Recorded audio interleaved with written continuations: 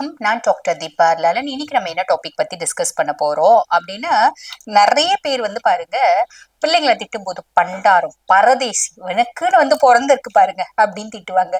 இல்ல நம்மளுக்கு ஒருத்தவங்களை திட்டல அவன்னா அவன் சரியான பண்டாரம் அப்படிம்பாங்க. இல்லைன்னா அவன் பரதேசி, அவன் என்ன மாதிரி பண்றான் பாரு அப்படின்லாம் திட்டுறாங்க பாத்தீங்களா. இது நிறைய பேருக்கு வந்து பாருங்க, பண்டாரம் பரதேசி அப்படின்னா என்னன்னே தெரியல அப்படின்னு தான் சொல்லணும். இதுக்கு வந்து நான் ஒரு கதை சொல்லி உங்களுக்கு சொல்றேன். பொதுவா வந்து பாருங்க, நம்ம வந்து சிலரை குரு அப்படிம்போம் இல்லைங்களா. சிலரை வந்து பாருங்க ஆச்சாரியமார்கள் அப்படிம்போம், சிலரை தேசிகர்கள் அப்படின்னு சொல்லுவோம். இதெல்லாம் வந்து பாருங்க, தேசிகர்கள் அப்படின்னு அவங்க அவங்க செய்யக்கூடிய ஒரு ஒரு தொழில், ஒரு வேலை, அவங்களோட என்ன சொல்றது, வாழ்வியல் எப்படி இருக்கு அதை பொறுத்து, அவங்க செய்யக்கூடிய பணிகளை பொறுத்து அவங்களை அந்த மாதிரி எல்லாம் சொல்றோம் இல்லைங்களா. குருனா மத்தவங்களுக்கு போதிக்க கூடியவர், ஒரு சிலர் ஆசான் அப்படின்னு சொல்றோம். ஆக ஒரு சிலரை வந்து பாருங்க பண்டாரம் பரதேசின்னு திட்டுறோம். அது என்ன அப்படின்னா, பண்டாரத்துக்கு அப்படியே வந்து பாத்தீங்கன்னா எதிர்மறையான ஒரு அர்த்தத்தை கொடுக்கக்கூடியது பரதேசி அப்படின்னு தாங்க சொல்லணும். முதல்ல இந்த பண்டாரம் அப்படின்னா என்ன அப்படின்னா, இந்த பண்டாரம் அப்படின்ற வர்க்கம் இருக்கு. ஒவ்வொரு தொழில் செய்யறவங்க அந்தந்த வர்க்கம் இருந்துச்சு. இப்பெல்லாம் வந்து பாருங்க, அந்த வர்க்கத்தினர் அந்த தொழில் தான் செய்யறாங்க அப்படின்றது கிடையாது. ஏன்னா வந்து பாருங்க, சமுதாயத்துல நிறைய முன்னேற்றம் மாற்றம், எல்லாரும் நல்லா படிச்சு நல்ல பெரிய லெவல்ல இருக்காங்க. ஒவ்வொரு குலத்தொழில் அப்படின்றது எந்த குலத்துல இருக்கவங்களும் செய்யறது இல்ல பெரும்பாலும் இல்லைங்களா. அப்ப இந்த பண்டாரம் அப்படின்றது என்ன சொல்லுவாங்க அப்படின்னா, பொக்கிஷ அறை அப்படின்னு சொல்லுவாங்க.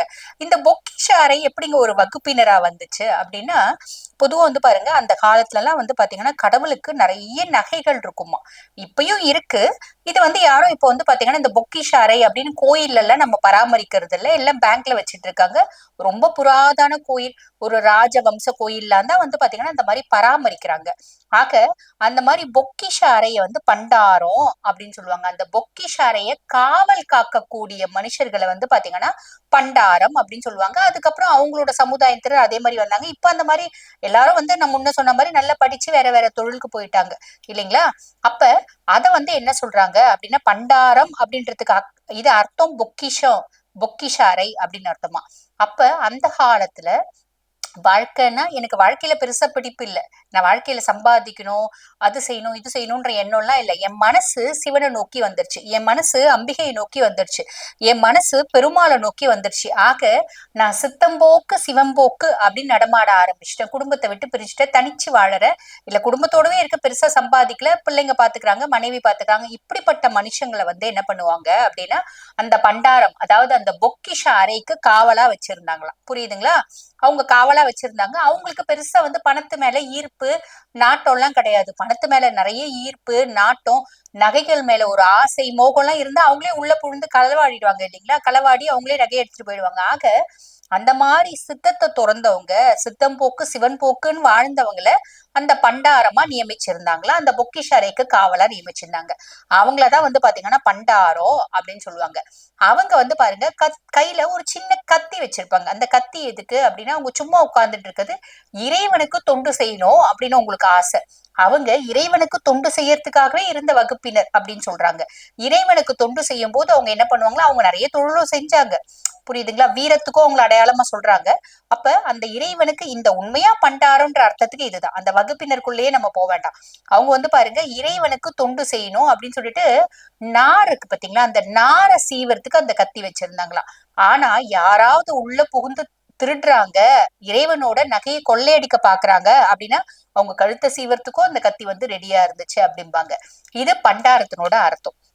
பரதேசி அப்படின்னா, எனக்கு வாழ்க்கையில ஒண்ணுமே கிடையாது, எனக்கு எதுவுமே இல்ல, வாழ்க்கை எல்லாமே வந்து பாத்தீங்கன்னா என் கால் போன போக்குல நான் போறேன், என் கால் போன போக்குல நான் நடமாடுறேன், கோயில் கோயிலா போறேன், அங்க என்ன அன்னதானம் கொடுக்குறாங்களோ அதை வாங்குறேன் சாப்பிடுறேன், இறைவனோட திருவடியில சரணாகதி அடையணும், இறைவனை வந்து நான் கும்பிடணும், இறைவன் தான் எனக்கு எல்லாம் அப்படின்னு சொல்லிட்டு பண்டாரமா இருந்தாலும் அவங்க ஒரே இடத்துல உட்கார்ந்து இறையாற்றலை அனுபவிச்சவங்க, இறைநிலைய அடைஞ்சவங்க அப்படின்னு சொல்லலாம். பரதேசி அப்படின்றது ஊர் ஊரா தெரிஞ்சு வந்து பாத்தீங்கன்னா இறையாற்றலை அடையணும் அப்படின்னு விருப்பப்பட்டவங்க, இவங்கதான் வந்து பாத்தீங்கன்னா பரதேசி அப்படின்னு சொல்றாங்க. சரி, ஆக பண்டாரோன்ற வார்த்தைக்கு அர்த்தம் நம்மளுக்கு தெரிஞ்சிருக்கும். இப்ப எல்லாம் வந்து பாருங்க, முருகப்பெருமான் பழனி ஆண்டவரை வந்து பாத்தீங்கன்னா ஞான பண்டாரம் அப்படிங்கிறாங்க. அது எதுக்கு பழனி ஆண்டவரை ஞான பண்டாரம் அப்படின்னு சொல்றாங்கன்னா, பழனி ஆண்டவர் ஞானத்தின் பொக்கிஷமாக விளங்கக்கூடியவர். அதனால பழனி ஆண்டவரை ஞான பண்டாரம் அப்படின்னு சொல்றாங்க. நிறைய பேர் வந்து பாருங்க, இப்ப சில கருத்துக்கள் இருக்கதான் செய்யுது. பழனி ஆண்டவரை கல்யாணம் ஆகி திருமணமாகி ஒருத்தவங்க போறாங்க அப்படின்னா, பழனி ஆண்டவரை நேரா போயிட்டு ராஜ கோலத்துல தான் பார்க்கணும், ராஜ அலங்காரத்துல தான் பார்க்கணும், ஆண்டி கோலத்துல ஆண்டி அலங்காரத்துல பார்க்க கூடாது அப்படின்னு சொல்றாங்க. அது உண்மை கிடையாதுங்க. அதாவது இந்த ஆண்டி கோலத்துல மக்களுக்கு வந்து பொதுவா வந்து பாத்தீங்கன்னா, என்ன கேட்டாலும் வந்து கொடுக்கக்கூடியவர் யாரு அப்படின்னா பழனி ஆண்டவர். அதிகப்படியான செல்வம், அதிகப்படியான நிம்மதி, சந்தோஷம், குதூகலம், எது கேட்டாலும் பழனி ஆண்டவர் கொடுப்பார். புரியுதுங்களா? எது கேட்டாலும் கொடுப்பார். அந்த ஞான கோலம், அதாவது பண்டார கோலம் அப்படின்றது எதை உணர்த்துது அப்படின்னா, நீ பண்டாரமா ஒண்ணுமே இல்லாத கோவணத்தோடு என்கிட்ட வரீங்க, ஆண்டி கோலத்துல என்கிட்ட நீ வந்தேயானா கூட உன்னை அரசனாக்குவேன் அப்படின்றதுக்கு தான் வந்து பாத்தீங்கன்னா ஆண்டி கோலமும் ஒரு பூண்டிருக்காரு, அரச கோலமும் பூண்டிருக்காரு அப்படின்னு அர்த்தம். ஆக பண்டாரம் அப்படிங்கிறது பொக்கிஷம் அப்படின்றது ஞாபகம் வச்சுக்கோங்க. அப்ப இனிமேல் பட்டு திட்டும் போது நம்ம வந்து பண்டாரம் திட்டக்கூடாதாங்க, நீங்க தான் முடிவு பண்ணும். பண்டாரம் பரதேசி அப்படின்னு திட்டலாமா வேண்டாமா அப்படின்றது அந்த வார்த்தைகளுக்கான அர்த்தத்தை உங்களுக்கு சொல்லியிருக்க. திட்டுறது நீங்க எப்படி திட்டுறது அப்படின்னு முடிவு பண்ணிக்கோங்க. பொதுவா ஒரு வார்த்தை சொல்லுவாங்க, யாரையுமே வந்து திட்டக்கூடாது, யாரையுமே வந்து பாருங்க திட்டி அடிச்சு ஆர்ப்பாட்டம் பண்ணி அமக்கலம் பண்ணி அவங்கள நம்ம சொல் பேச்சு கேட்க வைக்க முடியாது.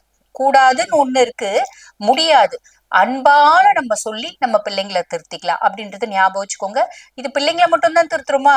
பிள்ளைங்களை மட்டும்தான் இப்படி திட்டுறோமா? கணவன் மனைவியும் மனைவி கணவனையும் திட்டதானே செய்யறாங்க. ஆக இந்த மாதிரி திட்டி எதையும் சாதிக்க வேணாம். அப்படியே நீங்க திட்டுறீங்க அப்படின்னாலும் சில வார்த்தைகளுக்கு அர்த்தம் தெரிஞ்சு திட்டுங்க. ஆக இந்த பதிவு உங்களுக்கு பயனுள்ளதா இருக்கும்னு நினைக்கிறேன். இதே மாதிரி இன்னொரு பதிவுல உங்களை சந்திக்கிறேன். நன்றி.